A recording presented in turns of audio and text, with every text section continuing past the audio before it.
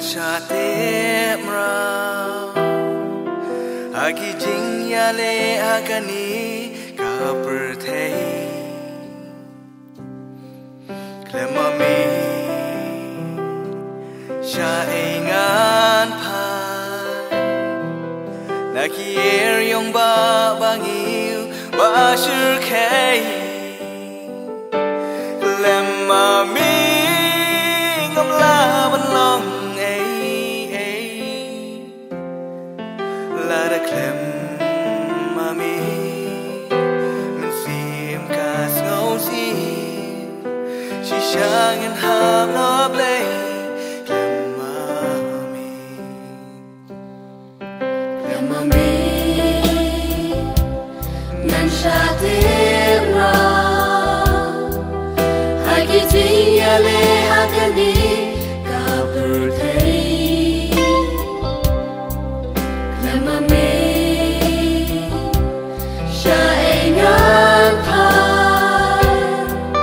Naki yong ba bangi ba shirkei Lemami ngam la bang La da klem mami Min sim kas no si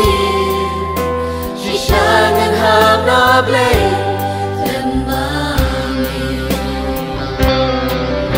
Mami kasi kita Tinong laban ay siya Lem mami baro Inyap siya atray Lem mami kasi kita Tinong laban ay siya Lem mami baro Inyap siya atray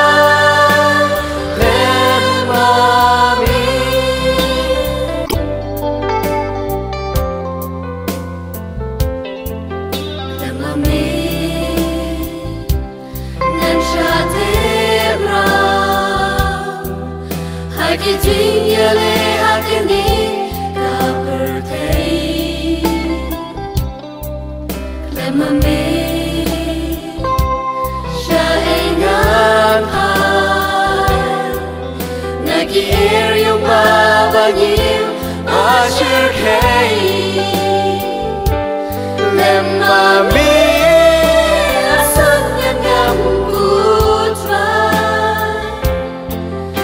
Da klem mami Min sim kan yap Ya rap ai bor ngan yisken Tan hani Klem mami kasi kita Inong laban ay jinshay Klem mami baro Inyap shisha atray Mami kasi kita Inong laban ay sinshay Lem mami baro Inyap siya atray